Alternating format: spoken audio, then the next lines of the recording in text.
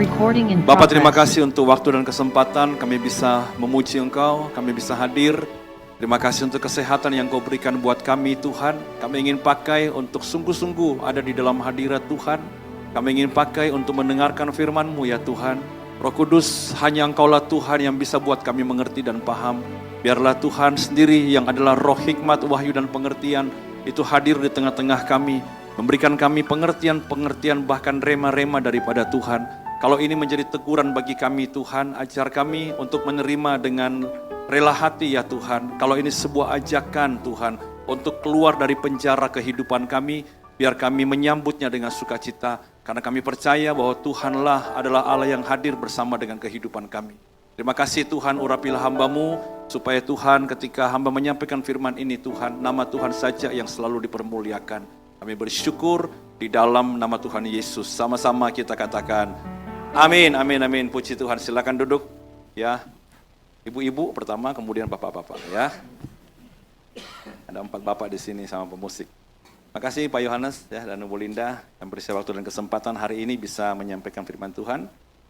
Nah, saudara dengar, saudara, bahwa hari ini kita akan bicara tentang satu topik yang saya beri judul tentang God's dwelling place atau tempat kediaman Allah.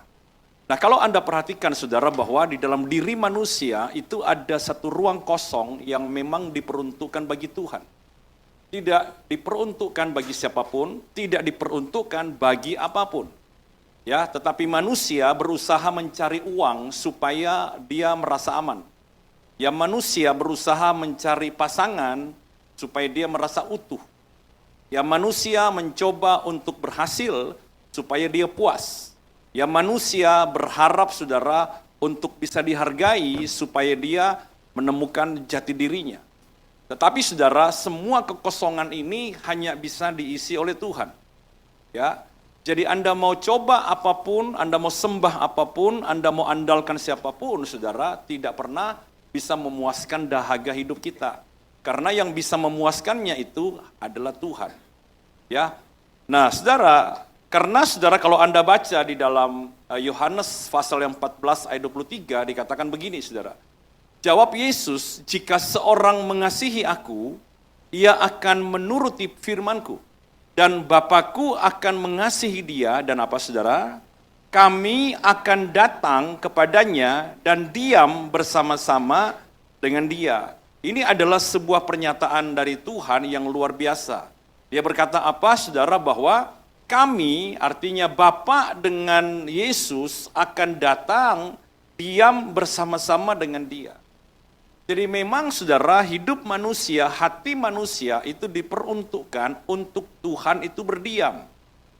Jadi kalau kita saudara ingin kehidupan kita benar-benar mengalami sebuah terobosan, kita harus mengizinkan Tuhan itu diam di hati kita. Di dalam bahasa asli saudara, kata diam itu dalam kata Yunani menggunakan kata mone. Apa saudara? Mone. Ya, mone itu artinya dia tinggal secara tetap. Dia tinggal menjadikan hidup seseorang itu menjadi rumah. Nah, Anda jangan anggap enteng saudara sebuah pernyataan ini. Karena ketika Tuhan hadir dan menjadikan hidup kita itu tempat dia berdiam, maka Anda akan melihat banyak perkara ajaib. Kenapa? Karena begini saudara, ketika seorang raja itu hadir, dia tidak datang dengan dirinya sendiri. Dia datang dengan kerajaannya, dia datang dengan fasilitasnya, dia datang dengan kuasanya, dia datang dengan seluruh keberadaannya. Ya. Jadi kerajaan atau tahta itu punya arti ketika ada rajanya. Paham ya saudara ya? Nah, ketika Anda mungkin pernah mendengar berita ini bahwa ketika IKN itu akan dibangun, benar-benar sebuah lahan kosong, dan Pak Presiden berkata di periode yang lalu bahwa saya ingin datang di sana. Apakah dia datang dengan kondisi semua masih gersang? Tidak ada toiletnya, tidak ada tendanya, ya, tidak ada air minum. Apakah begitu, saudara? Tidak. Dia bilang saya akan datang tanggal segini ya. Nah, waktu dia berkata saya akan datang tanggal segini, maka semua fasilitas harus komplit. Ketika seorang raja hadir dalam hidup seseorang, maka dia membawa kuasa. Dia membawa fasilitas. Dia membawa otoritasnya. Makanya kenapa kehidupan seseorang itu penting untuk menjamin bahwa hidupnya layak untuk Tuhan tinggal. Anda berdoa tentang terobosan, tetapi Anda tidak pernah mengizinkan Sang Raja itu hadir. Kita minta mujizat, tapi kita tidak mengizinkan Sang Raja itu hadir. Padahal alasannya cuma satu. Anda cukup membuka diri, mengizinkan Dia menjadikan hidup kita tempat berdiam, maka segala sesuatu itu akan mengikuti. Paham ya saudara ya? Nah ini yang harus kita bisa pahami saudara. Nah ketika saudara saya membaca kehidupan seorang tokoh Alkitab namanya Daud. Daud ini adalah seorang pemazmur. Daud ini adalah seorang penyembah. Dan dia selalu mengizinkan hidupnya itu menjadi tempat kediaman Allah. Nah ketika dia menjadi tempat kediaman Allah, saudara, saya melihat tidak heran hidupnya itu ketika melewati musim-musim dalam hidupnya, dia bisa survive. Bahkan dia bisa mengatasi musim hidup yang paling sulit sekalipun. Nah coba sama-sama kita belajar saudara, apa aja musim kehidupannya Daud. Sehingga kita bisa membuktikan bahwa kehadiran Tuhan dalam hidupnya itulah yang menolong dia. Nah yang pertama coba Anda lihat, ya fase pertama dalam kehidupan Daud itu adalah padang gembala. Kalau Anda baca di sini dalam 1 Samuel 16 ayat yang ke-11, lalu Samuel berkata kepada Isai, inikah anakmu semuanya? Jawabnya apa? Masih tinggal yang bungsu tetapi sedang menggembalakan kambing domba. Kata Samuel kepada Isai, suruhlah memanggil dia, sebab kita tidak akan duduk makan sebelum dia datang kemari. Ini sebuah pertanyaan besar, saudara. Karena Samuel adalah tamu penting yang datang untuk sebuah keluarga, tetapi aneh saudara, kenapa Daud tidak diikutkan? Bukan dilupakan, tapi sengaja tidak diajak. Artinya apa? Bahwa padang gembala adalah sebuah gambaran bagaimana Daud hidup seorang diri. Bagaimana Daud hidup diabaikan. Bagaimana Daud berjuang seorang diri, saudara. Dan padang gembala itu tidak ada spotlight. Tidak tahu dia mati apa hidup, nggak ada yang tahu, saudara. Hanya diberikan 2-3 ekor kambing domba, kamu pelihara di sana, mungkin papanya juga tidak tahu bahwa akan ada beruang, akan ada singa. Tapi saudara, padang gembala berbicara tentang ketika hidup kita itu berjuang seorang diri. Ketika hidup kita, saudara, seolah-olah kita ditinggalkan. Ketika tidak ada support.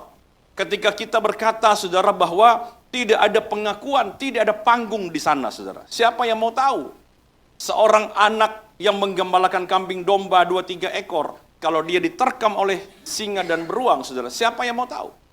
Kenapa saya katakan demikian? Karena papanya sendiri itu hampir lupa dengan dia. 6 anak dijejer di depan Samuel, tapi anak ke-7 dibiarkan di padang. Bahkan di dalam Mazmurnya Daud satu kali dia berkata apa? Bahwa sekalipun orang tuaku meninggalkan aku, tetapi Tuhan menyambut aku. Itu meneguhkan kita bahwa sebenarnya Isai, saudara, tidak terlalu mementingkan siapa Daud sebenarnya. Dalam hidup kita, ya ada kalanya kita berusaha seorang diri. Ada kalanya, saudara, semua beban kehidupan di pundak kita. Ada kalanya beban anak, beban suami, beban keluarga, beban keuangan dipikul oleh satu orang. Tapi saya mau bilang sama saudara, apakah Daud kecewa? Apakah Daud pahit hati? Tidak. Karena sang raja ada bersama dengan dia di padang penggembala. Nah kita lihat lagi saudara, fase yang kedua dari kehidupan Daud itu adalah istana Saul. Ya, apa arti dari istana Saul saudara dalam kehidupan Daud? Istana Saul adalah ketika hidupnya diperlakukan tidak adil. Kenapa saya bilang begitu? Coba Anda lihat. Keesokan harinya roh jahat yang daripada Allah itu berkuasa atas Saul. Sehingga ia kerasukan di tengah-tengah rumah sedang Daud main kecapi seperti sehari-hari. Adapun Saul adalah apa? Ada tombak di tangannya. Saul melemparkan tombak itu karena pikirnya, baiklah aku menancapkan Daud ke dinding. Tetapi Daud mengelakkannya sampai apa? Sampai 2 kali. Saudara lihat saudara, Daud ini bukan orang yang tidak taat. Dia taat kepada Tuhan. Apa salahnya, ayo saudara, Anda lihat, apa salahnya mengalahkan Goliat? Apa salahnya seorang gembala datang bawa rantang buat kakaknya dan lihat seorang Filistin menantang bangsa Israel?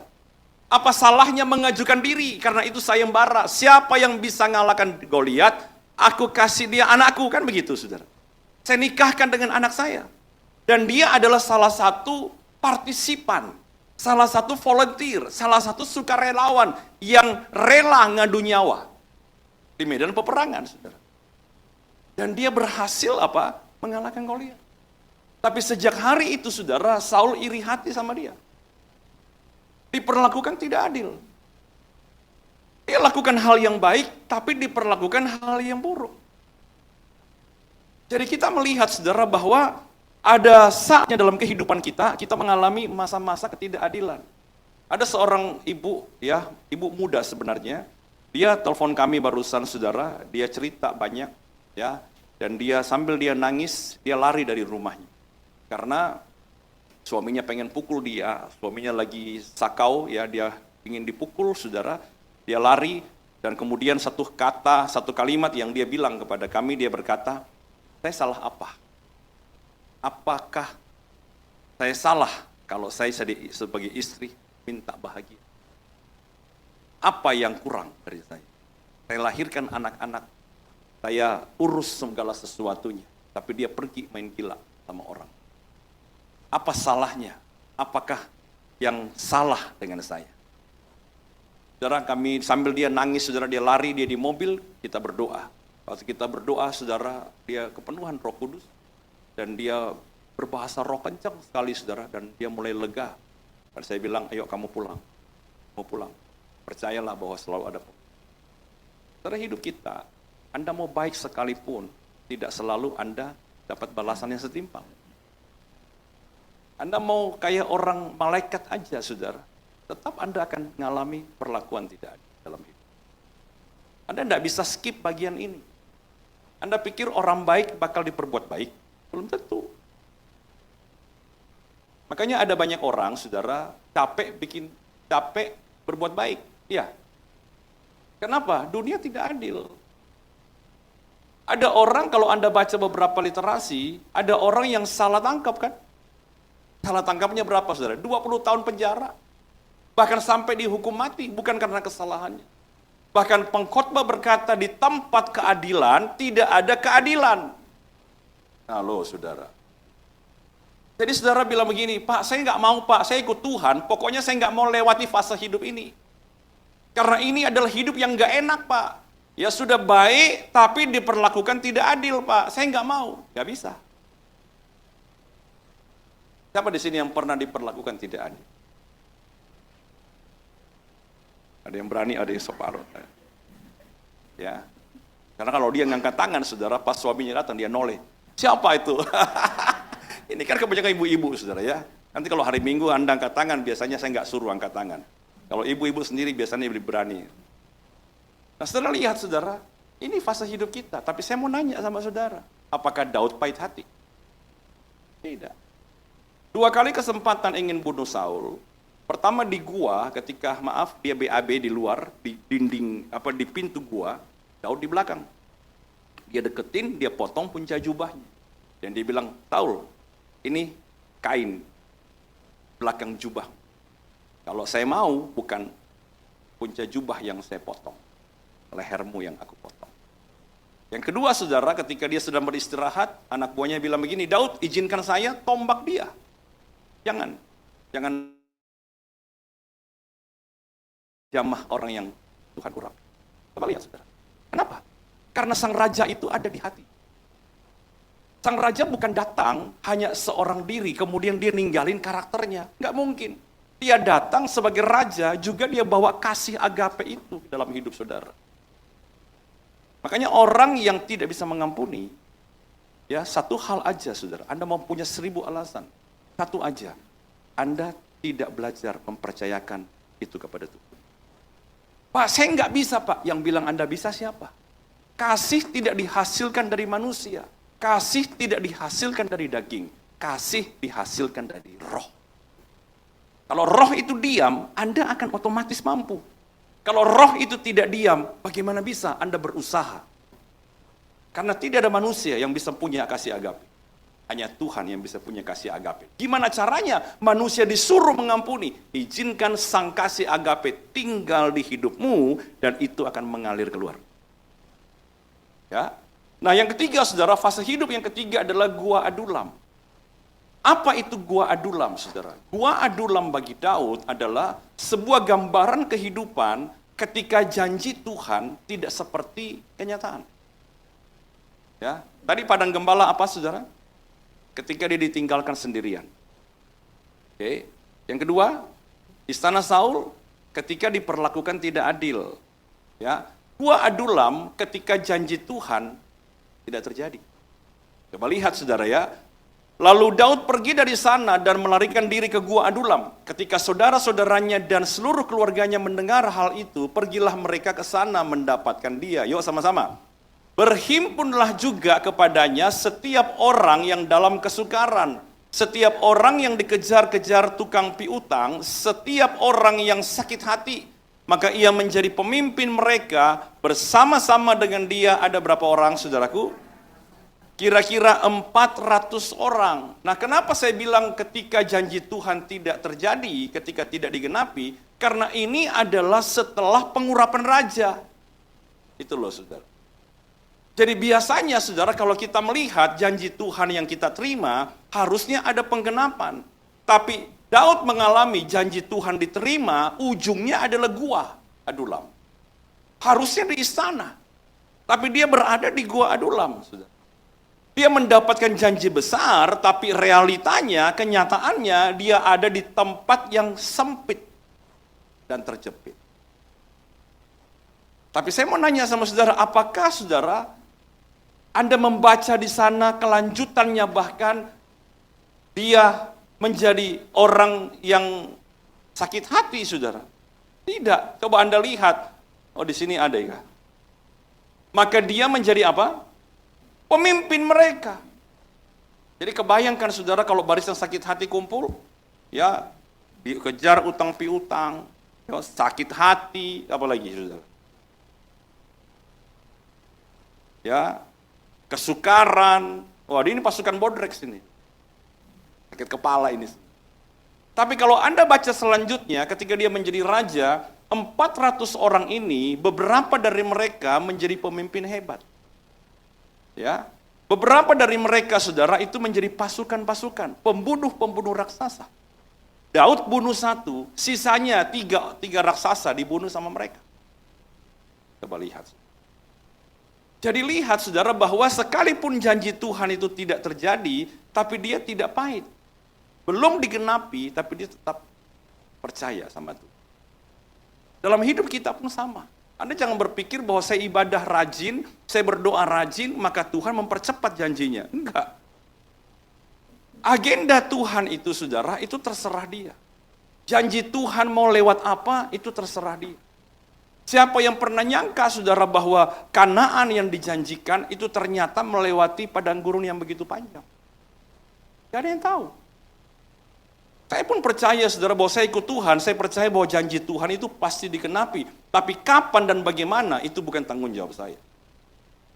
Nah, Daud mengalami, saudara, dalam fase kehidupannya. Tapi kenapa dia tidak pahit, kenapa dia tidak percaya, kenapa dia tidak melupakan Tuhan, tetap percaya, karena saya yakin bahwa dia mengizinkan hati dan hidup Tuhan berdiam. Jadi ini yang harus kita pahami dengan baik, saudara. Ya, fase keempat dalam kehidupannya Daud itu adalah Siklak. Ya, Siklak itu adalah satu kejadian, kalau Anda baca di sini, Siklak ini adalah kota perlindungannya Daud. Nah, jadi tiap kali dia perang, dia balik sini.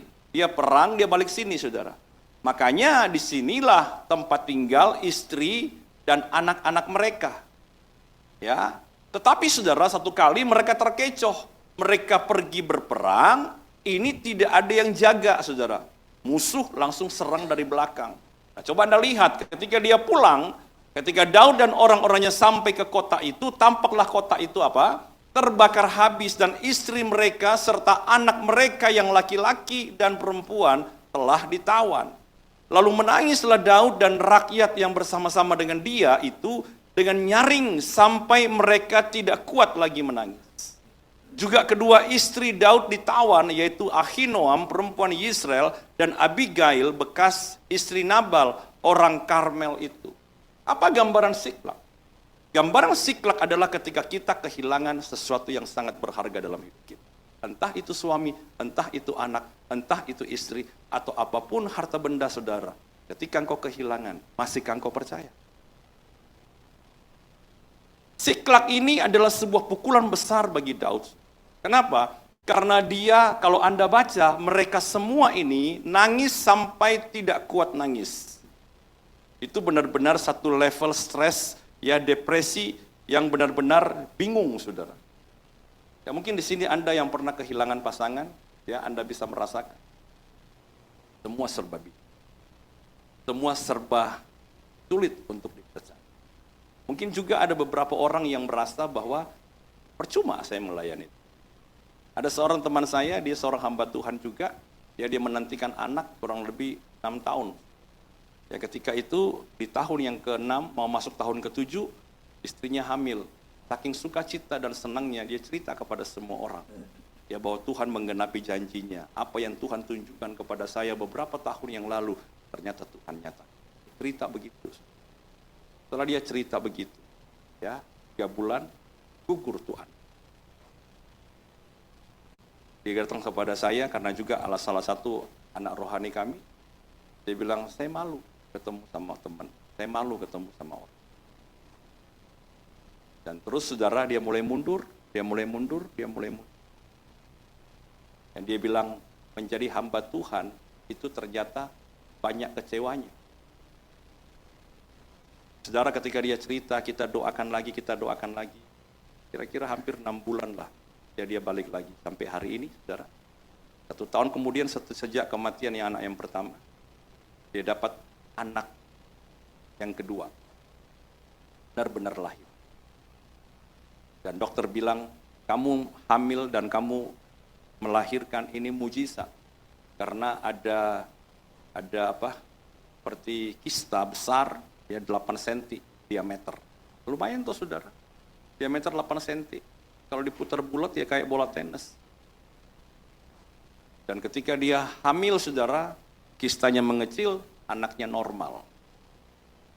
Setelah selesai saudara, 2 tahun kemudian lahir anak kedua tanpa pengobatan apa-apa, semua normal.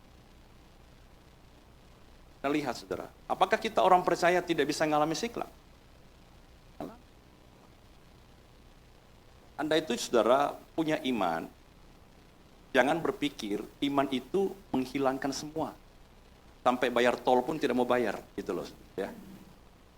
Tidak begitu cara kerjanya. Iman itu Anda punya supaya Anda punya daya tahan. Anda punya pengharapan. Kehilangan, oh ada. Saudara jangan berpikir saya percaya Tuhan Pak, supaya saya nggak mati-mati. Ya kan tidak bisa saudara. Kita akan mengalami kehilangan. Tapi Daud bilang apa? Ambil baju efod.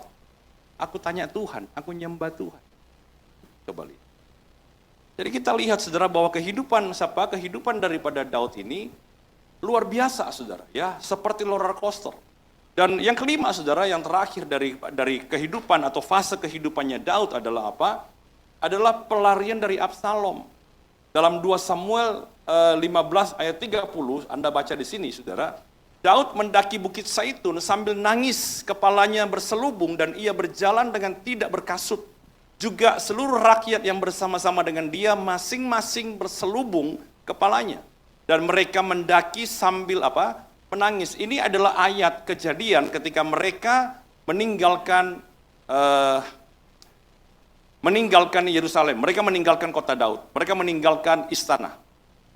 Waktu mereka meninggalkan istana, mereka nangis, saudara.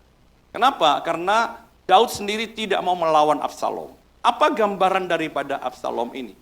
Absalom adalah anak daripada Daud. Ya, adalah gambaran ketika hati itu terluka oleh orang yang paling dekat. Ya, ketika kita dikhianati, saudara. Coba lihat, saudara, dia jalan, dia bilang apa kepada Yoab? Jangan pernah apa-apakan Absalom. Jangan pernah sentuh dia. Ya, jangan bunuh dia, jangan lukai dia oleh karena saya. Mana ada saudara orang kayak begini saudara? Ya, dia begitu dekat dengan anak ini, bahkan ketika anak ini berkhianat sekalipun, dia tidak pernah membalaskan dendam. Nah, saudara, dari semua lima fase kehidupan Daud, ada yang masih hafal? Yang pertama apa? Padang gembala, apa artinya? Tinggal sendiri. Yang kedua, istana Saul, apa artinya? Diperlakukan tidak adil. Yang ketiga, saudara, Siklak, apa artinya? Ketika kehilangan, ya, kehilangan hal-hal yang berharga dalam hidup kita. Ya, yang keempat apa, saudara? Apa? Oh, dua Adulam, saya sampai lupa. Dua Adulam apa, saudara, ketika janji Tuhan tidak digenapi. Untung ya, benar tuh, siapa Pak Samuel? Jangan tidur, fokus. Waduh, luar biasa. Thank you untuk koreksinya. Yang keempat apa? Siklak. Ketika apa, saudara? Kita kehilangan. Dan yang kelima apa? Absalom. Ketika kita dikhianati. Nah, saudara, siapa di sini yang pernah ngalami angkat tangan dalam hati? Pasti semua pernah. Baik satu, baik dua, baik tiga. Pak, 5 Pak, tak borong Pak. Pertanyaannya begini, saudara. Apa hasilnya? Apa sikap Anda? Apa kondisi saudara hari ini? Anda hadir sebagai orang pahit? Anda hadir sebagai orang yang meninggalkan Tuhan? Anda hadir sebagai orang yang dendam? Atau Anda hadir sebagai orang yang kuat?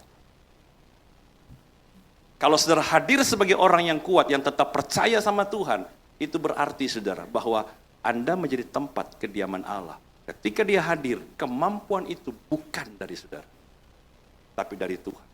Nah, mari kita sama-sama lihat, saudara, kenapa Daud ini, dan bagaimana caranya supaya Daud ini bisa menjadikan hidupnya sebagai tempat kediaman Allah. Yang pertama saya menemukan ini, saudara, bahwa Tuhan itu hadir di hati yang lapar akan dia. Coba Anda lihat dalam Mazmur 63 ayat yang kedua. Ya Allah, apa? Engkaulah Allahku, aku mencari Engkau, jiwaku haus kepadamu, tubuhku rindu kepadamu, seperti tanah yang kering dan tandus tiada berair. Nah, salah satu alasan kenapa Daud itu bisa melewati musim-musim kehidupannya dengan baik, karena saudara, dia ini adalah orang yang lapar sama Tuhan. Kalau saudara baca, saudara, ini menarik sekali. Dia berkata apa? Aku mencari Engkau, jiwaku haus. Ya, dan yang paling unik adalah tubuhku rindu. Kita, saudara, kebanyakan jiwa kita haus, tubuh kita males. Kita pengen, kita mau, ya jiwa kita, pikiran, perasaan, kehendak kita tahu, saudara, tapi tubuh kita malas. Tapi Alkitab menyatakan kepada kita, dia berkata, jiwaku haus kepadamu, tubuhku juga rindu kepadamu. Saudara cari siapa ketika semua persoalan datang dalam hidup kita? Hati yang lapar itu membuat Tuhan mau hadir dalam hidup kita. Kenapa? Karena lapar itu adalah simbol prioritas. Ya, Anda bisa kerja deh, ya Anda mau kerja apa aja, terus kalau lapar, Anda tinggalkan pekerjaan kan? Kamu mau kemana? Kan. Sepenting apapun, saudara, Anda akan berkata, saya mau makan. Dan tidak ada kantor dimanapun, pekerjaan dimanapun yang larang orang makan. Bahkan ada jam makan, jam istirahat makan. Benar gak? Kenapa, saudara? Karena itu adalah prioritas. Itu panggilan prioritas. Kalau Anda laparnya sama uang, mau jam 1 kek, mau jam 2 kek, ya, malam subuh ada panggilan, yang penting cuan, bangun, saudara. Ya, lagi padat nih Pak, lagi sibuk nih Pak, tiba-tiba telepon, saudara, ada order, ya lumayan nih, bangun. Ya apa ya? Oh ya, jujur sekali ya itu ya. Berarti lapar kita adalah prioritas kita. Nah, pertanyaannya begini, saudara, bagaimana kalau lapar kita itu arahnya ke Tuhan? Nah, Daud ini, saudara, adalah orang yang laparnya kepada Tuhan. Makanya kita tidak heran bahwa Tuhan itu mau hadir di dalam hidupnya. Makanya dia mau hadir, saudara, dalam hidup. Orang yang punya rasa lapar kepada hubungan, ya kepada keluarganya, mau sesibuk apapun dia, selalu punya waktu untuk keluarganya. Betul nggak? Tapi orang yang lapar dan haus akan pekerjaannya, disebut sebagai workaholic, maka apapun ditinggalkan demi pekerjaan. Jadi saudara harus lihat, saudara, kemana arah prioritas kita. Itulah rasa lapar kita. Nah, kebanyakan kita, rasa lapar kita bukan kepada Tuhan, tapi kepada hal-hal fana. Itu masalahnya. Sehingga hati yang kosong ini kita isi dengan apa? Rasa aman dari uang. Bukan rasa aman dari Tuhan. Rasa puas dari hubungan. Rasa bahagia dari pernikahan. Bukan dari Tuhan. Salah. Mau sampai sebaik apapun suami saudara, karena kebanyakan wanita, dia tidak pernah kasih Anda, atau begini, dia tidak pernah menjadi sumber bahagia saudara. Tidak boleh. Kalaupun dia bisa menjadi sumber bahagia saudara, Anda adalah orang paling malang di dunia ini. Kenapa? Ketika dia pulang duluan, saudara. Merona, saudara-saudara. Ya. Tambah cinta Anda, tambah bahagia saudara, sampai jadi berhala. Dipanggil pulang duluan saudara. Kelimpungan. Ada seorang pria bilang begini, Pak Henry saya mau nanya, di rumah duka saudara. Dia meninggal istrinya, dia nanya saudara. Jadi tanya dengan serius. Saya sudah jaga-jaga pasang kuda-kuda saudara ya. Karena pasti ini bukan pertanyaan teologi ya. Pasti pertanyaan perasaan. Dia bilang begini, kenapa Tuhan kasih kita cinta? Memangnya kenapa Pak? Tuhan kasih saya cinta sama istri saya. Banget. Tapi kemudian Tuhan ambil. Nah loh. Kalau memang Tuhan ambil, ngapain saya dikasih cinta banyak-banyak? Anda bisa jawab? Saya cari di Alkitab nggak ketemu saudara. Saya sudah sekolah sampai S3, saya nggak dapat tuh jawaban. Saya jadi bingung saudara. Saya bilang, Pak, Roh Kudus itu luar biasa. Dia kasih saya hikmat begini. Pak, Bapak dikasih cinta yang begitu besar kepada istri, demi supaya anak-anakmu cukup dengan cinta. Dari situ mereka akan kenal Tuhan. Sementara Pak sendiri sudah salah arah dalam hal cinta. Harusnya Tuhan yang lebih dari istri. Dia diam, saudara. Dia jawab, tapi nggak bisa terima. Kan begitu, saudara. Tapi kan ini Pak, nggak bisa bohong Pak. Saya sedih terus. Saudara sampai berapa tahun ya? Mungkin 3 tahun. Dia masih telepon saya, dia masih ngomong yang sama. Kenapa Tuhan kasih saya cinta? Kalau Tuhan harus ambil. Rasa laparnya salah sasaran, saudara. Kalau Anda bilang bahagiaku, suamiku sumber bahagiaku. Kenapa sumber bahagiamu? Karena sumber ATM-ku. Wah, itu salah juga, saudara. Ada istri yang bilang, itu Pak ATM-ku yang berjalan. ATM-ku yang berjalan. Dan juga, saudara ya. Tapi ya begitulah ironis sebuah keluarga. Rasa lapar kita harus ke Tuhan. Sehingga, saudara, kehilangan tidak mengganggu. Ya. Christ is enough. Ketika hubungan rusak, ini tidak terganggu. Anggap ya. Ketika janji belum dipenuhi, saudara, selama Tuhan masih bersama kita, tidak terganggu. Ya, jadi bisa nggak mencintai suami nemen gitu ya? Bisa, asal jangan lebih dari Tuhan. Lebih dari Tuhan, jadi berhala. Nanti berhala, cepat mati. Ya, Anda pun jangan jadi berhala bagi anak-anak. Anda juga jangan jadi berhala bagi suami. Karena selalu saya bilang, saudara, yang pulang enak, yang ditinggal sengsara. Oh, khotbah berhasil, gitu ya. Ya pasti, saudara, itu juga sama. Ya, saya sudah konseling anak-anak 3 mau pergi Cina. Oh, senang sekali, saudara. Waduh, Kalender ditunggu, pengen. Kalian enak, pergi. Dan ditinggal itu loh orang tua sengsara. Doain, harap-harap cemas. Ya malam-malam telepon. Harus jaga hidup. Ya.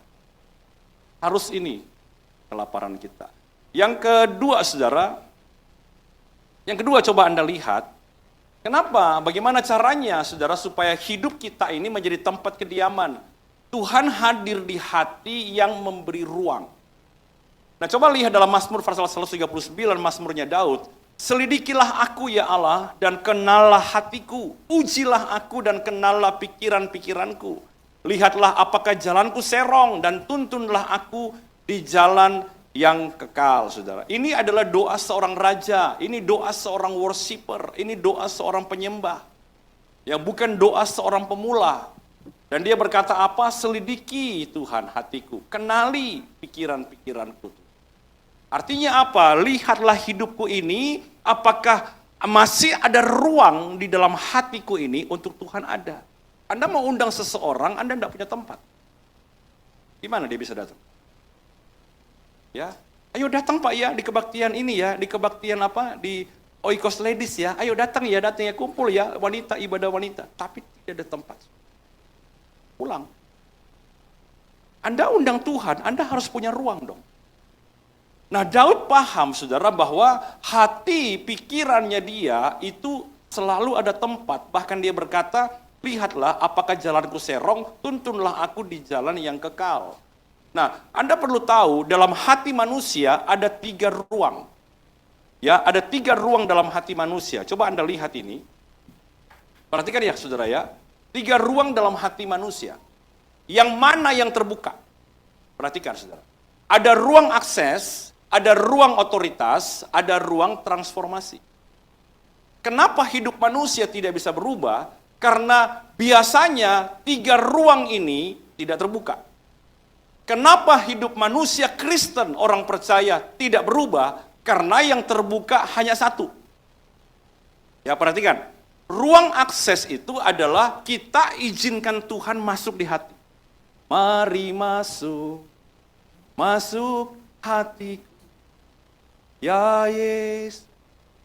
Pernah nyanyi lagu itu? Nah, kita izinkan dia masuk di hati kita. Karena begini saudara, di hati kita ini ada banyak pintu yang tertutup. Banyak. Di dalam pintu-pintu itu ada yang namanya kepahitan, ada yang namanya kegagalan, ada yang namanya kekecewaan, ada yang namanya masa lalu. Anda kasih akses enggak Tuhan masuk di sana? Iya tahu saudara.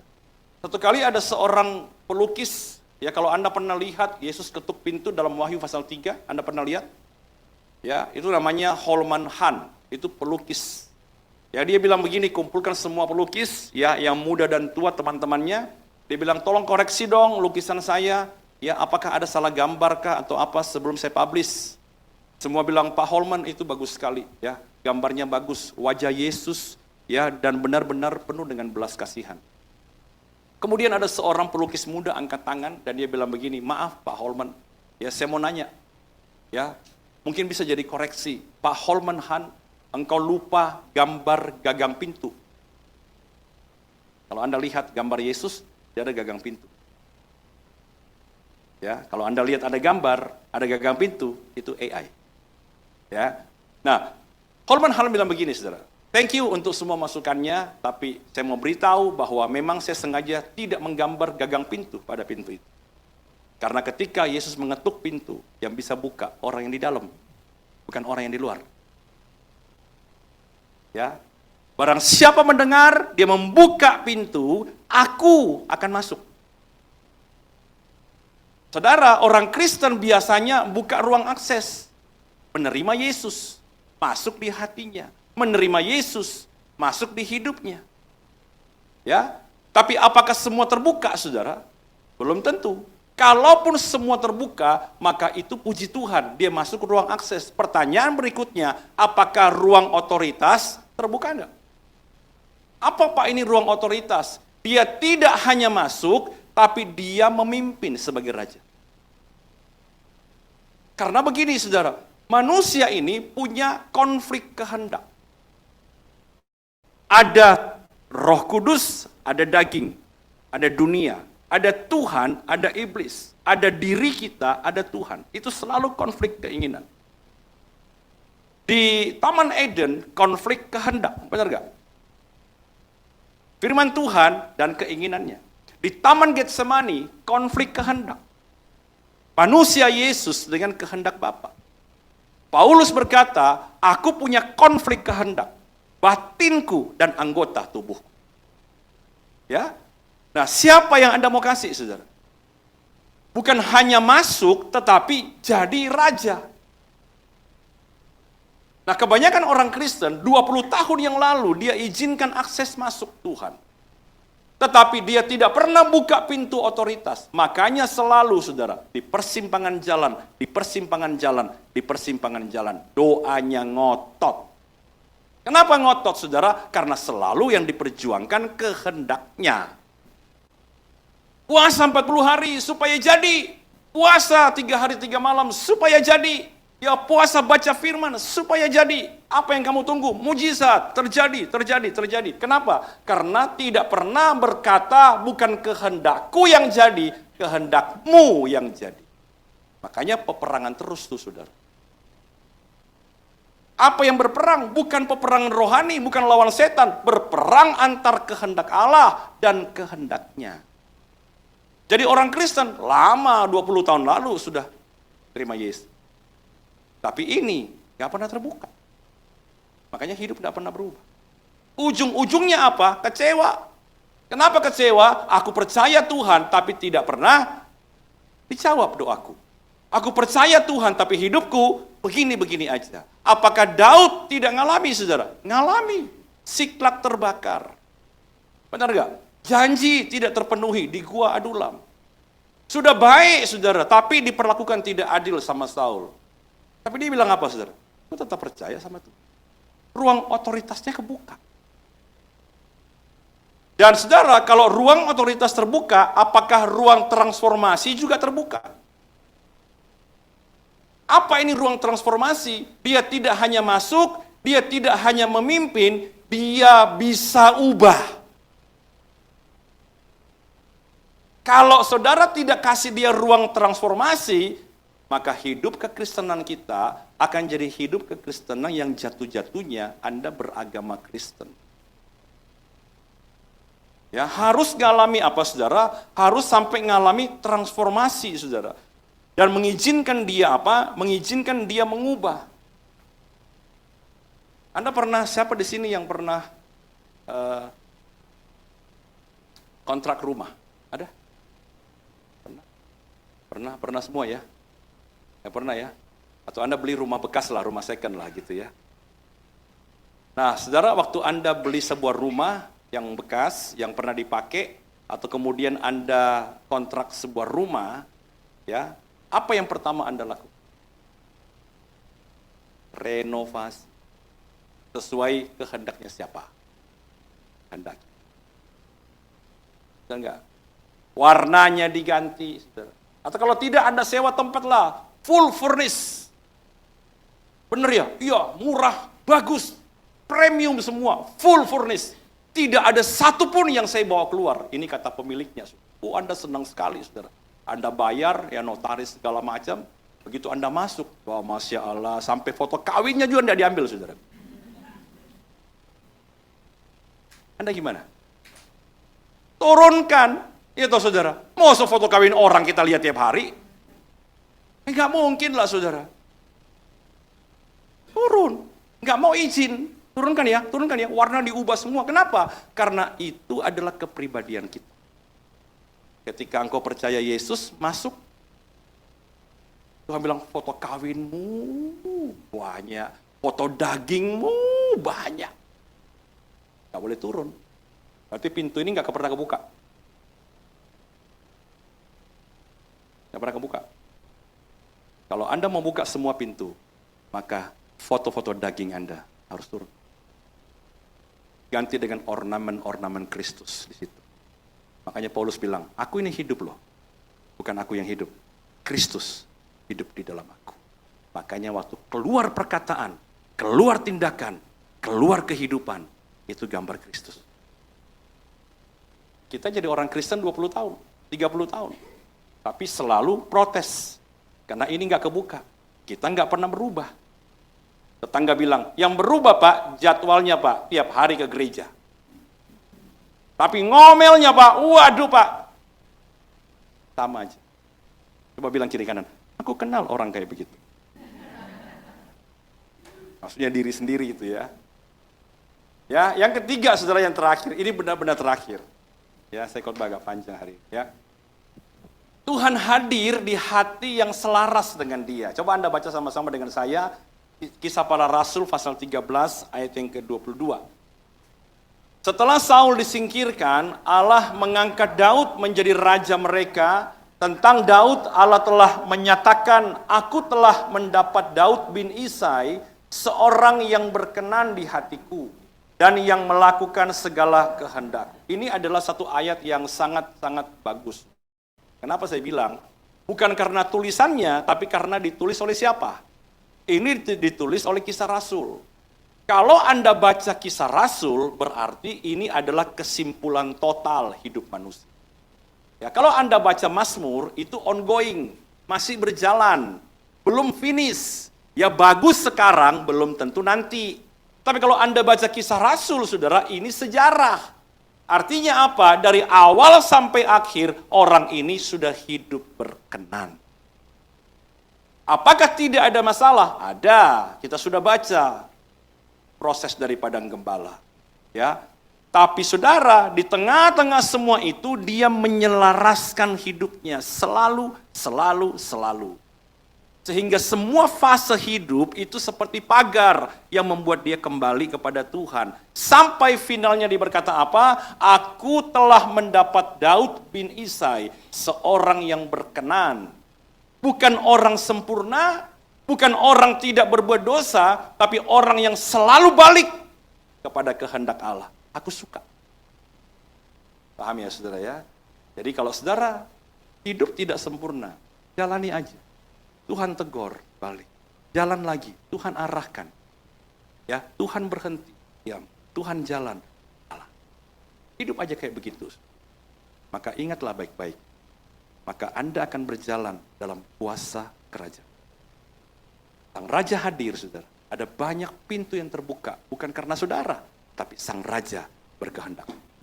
Kalau Sang Raja berkehendak dalam hidupmu, maka hal-hal besar yang tidak pernah engkau pikirkan, yang tidak pernah engkau lihat, tidak pernah engkau dengar, tersedia bagimu, bukan karena kita, tapi karena Sang Raja yang mau. Amin, saudaraku. Ya, yuk sama-sama datang kepada Tuhan. Ada satu lagu bagus ya yang sangat memberkati saya. Saya nggak tahu pernah nggak dinyanyikan di sini, saudara ya. Tapi coba deh, dibantu deh. Piano aja, Pak. Ya nggak usah pakai ritme. Yuk sama-sama kita berdiri yuk. Sebelum saya serahkan kepada Pak Yohanes atau Ibu Linda, ya kita akan sama-sama coba nyanyikan pujian ini. Kita tampilkan teksnya.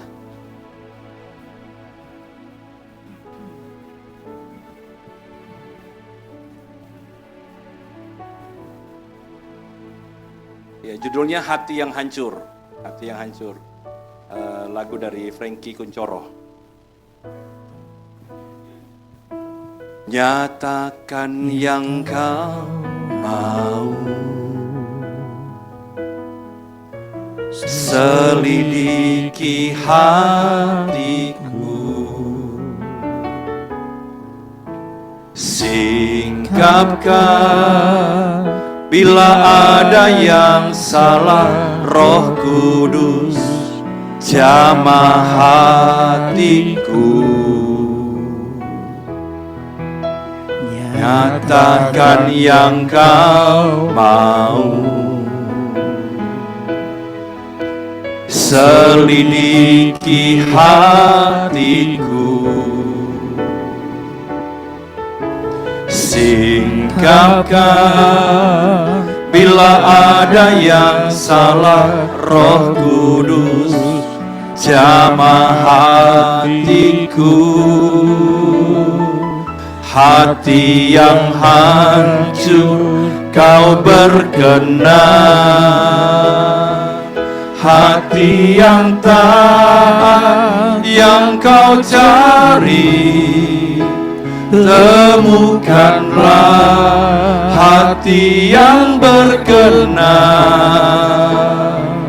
temukan di hidupku, melebihi gemerlapnya dunia. Perkenananmu itu yang utama, ku mau taat, ku mau bertobat, menyenangkanmu tujuan hidupku. Dari awal yuk, nyanyikan pujian ini. Nyatakan yang kau mau, selidiki hatiku, singkapkan bila ada yang salah. Roh Guru, bagian ref, jamah hatiku,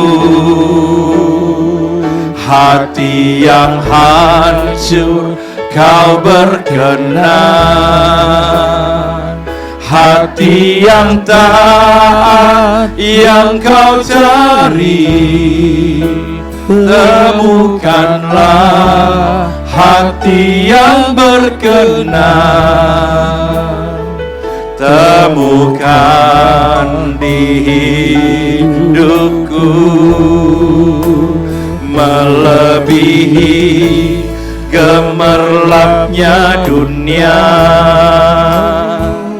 Perkenananmu itu yang utama, ku mau taat, ku mau bertobat, menyenangkanmu tujuan hidupku. Mari tutup mata kita. Ruang manakah yang masih tertutup di hati? Dan saat ini Tuhan sedang mengetuk. Ada orang-orang yang Tuhan hadir di hidupnya. Dia terima Yesus, tetapi pertentangan kehendak dan keinginan selalu menjadi masalah. Dia berpikir bahwa ikut Tuhan, berdoa langsung dijawab. Tapi hari-hari ini engkau sedang ada di titik kekecewaan. Engkau mulai bertanya, apakah Tuhan nyata? Apakah Tuhan baik? Itu karena pintu otoritas tidak pernah engkau buka. Ada saatnya tiang awan itu diam. Tapi ada saatnya tiang awan itu bergerak. Hidup dengan Tuhan, bukan Tuhan ikut kita, tapi kita ikut Tuhan. Atau mungkin selama ini kau marah ketika Tuhan mengubah segala sesuatu. Rencanamu terbongkar. Rencana awal tidak satupun yang berhasil diubah. Kalau engkau masih kecewa, engkau masih marah, berarti pintu transformasi tidak pernah engkau buka. Hari ini Roh Kudus sedang berbicara dari hati ke hati, saudara. Dia sedang menunjukkan ada 3 pintu di situ. Dan dia menunjukkan kepada kita hari ini, pintu manakah yang tertutup rapat. Lihatlah, Tuhan sedang berdiri depan pintu. Dia mengetuk hatimu. Kalau ada ruang, dia masuk. Ada orang-orang yang sudah 20 tahun yang lalu percaya Yesus. Tapi hidupnya hanyalah beragama Kristen. Tidak pernah berubah. Tidak pernah dewasa. Karena tanah yang keras tidak pernah diizinkan untuk digemburkan. Kalau itu saudara, taruh tangan di hati. Tuhan, nyatakanlah apa yang Kau mau dalam hidup kami. Supaya hari ini Tuhan, kami bukan orang-orang yang mengeraskan hati, tapi kami jadi orang-orang yang paham akan kebenaran ini. Memang kami ada di musim-musim yang tidak kami sukai, tapi satu hal yang kami tahu, kalau Tuhan menjadikan hidup ini sebagai tempat kediaman, semua musim itu akan mendatangkan keindahan masing-masing. Tuhan, hamba berdoa, kami yang taruh tangan kami di hati kami hari ini, biar kami membuka semua pintu hati hidup kami, supaya bukan hanya Engkau masuk, bukan hanya Engkau memimpin, tapi Engkau mengubah kami seperti yang Tuhan mau. Roh Kudus terus berbicara bagi kami, terus berbicara Tuhan. Kami taruh tangan kami di hati kami sebagai pengakuan kami, bahwa mulai hari ini Tuhan, kami akan membuka semua pintu, supaya Tuhan punya ruang. Tuhan punya ruang. Terima kasih Tuhan, terima kasih.